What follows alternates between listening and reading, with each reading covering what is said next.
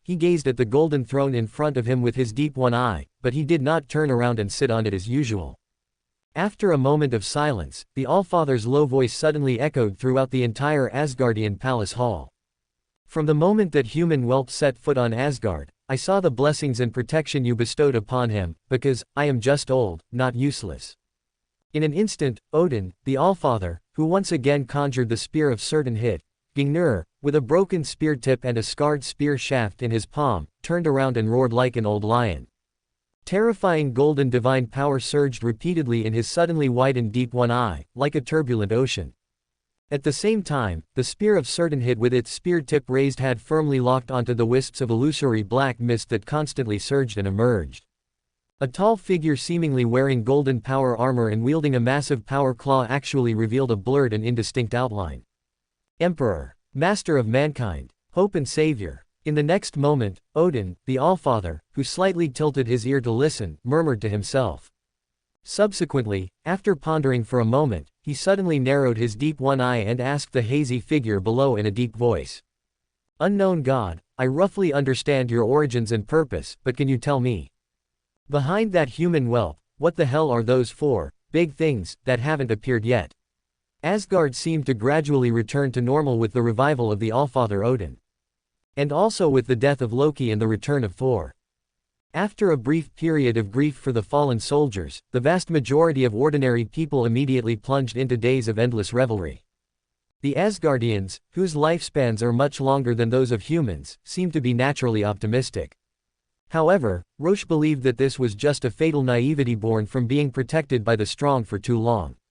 For an individual, perhaps it was merely the price of life.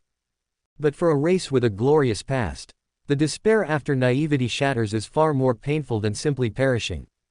Since Thor's injuries required some time to heal, the promised treasure and Asgardian rewards also needed time to be selected and prepared. Therefore, Roche, Iron Man David, and Wong temporarily stayed in Asgard. And the Allfather Odin had not appeared since his last appearance. Even the funeral and memorial service for the fallen soldiers was attended by Queen Frigga and Thor, whose injuries had recovered considerably. After the entire ceremony ended, Thor, whose personality seemed to have returned to normal, introduced Roche, the great warrior from Midgard, to his many friends. Roche, who was temporarily wearing the damaged Terminator armor with the Dow steel shell.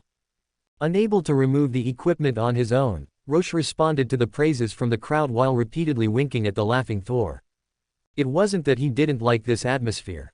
It was just that the constantly blinking eyes of Thor's pretentious female friends seemed to want to devour him, making it difficult for him to bear their attention. Finally, taking advantage of a brief lull when everyone began holding a large drinking and barbecue feast, the smiling Thor led Roche towards the many treasuries located inside the immortal palace. Father said you can choose a divine artifact from his private treasury to take away. Of course, everything in my personal vault, as agreed, is yours, brother Roche. Thor, who had regained his golden hair, pushed open the heavy door of the immortal palace treasury. He blinked and turned to Roche, who had a smile on his lips. Afterward, Thor first led Roche into the Allfather Odin's private treasury. These are the remaining fragments of the Orb of Agamotto. For a mage, they still have a lot of research and utilization value. After all, it was once a mage artifact controlled by the Supreme Mage, but it's useless for you, brother Roche. Thor raised his hand and pointed to a small pile of gray fragments, saying casually. Rock's gaze shifted slightly, quickly landing on an infinity gauntlet whose surface was constantly reflecting a dark golden light. At the same time, 6 dimly glowing, 5-colored gems were securely placed inside their fixed positions. Seeming to notice Rock's gaze, Thor immediately stepped forward. He picked up the infinity gauntlet, which was meant to be worn on the right hand, and casually tossed it to Roche. This is the legendary infinity gauntlet that can bear the mysterious power of the infinity stones. It's just that after my father ordered the dwarves to forge it, he discovered that the difficulty of collecting all 6 infinity stones was no less than conquering the entire universe, and the effort and cost involved were completely disproportionate. Brother Roche, take it and play with it if you like. Anyway, it only cost some rare auxiliary materials and Uru metal. Hearing Thor's nonchalant words about the infinity gauntlet, Roche, who had just caught the infinity gauntlet, intended to describe the calamity of Thanos to him, but subconsciously shook his head, slowly narrowing his cyan wolf eyes. As long as the Allfather Odin and the Ancient One were still around, Thanos probably wouldn't dare to wreak havoc in the Nine Realms. And by the time that day truly arrived, his own strength and power might not even pose a threat to Thanos. This is the Tablet of Life and Time. According to my father, it records a mysterious formula that can allow any life to evolve to its ultimate form. Unfortunately, no one has been able to decipher it for thousands of years. The legend has truly become a legend. This thing only has historical value and not much practical use. Thor pointed to an old, dilapidated stone tablet not far away. He said carefully to Rorschach, who was trying to put on the Infinity Gauntlet. Clang, accompanied by a slight metallic clashing sound. The Infinity Gauntlet, which gradually adhered to the Dow steel shell, was just the right size for the Terminator armor.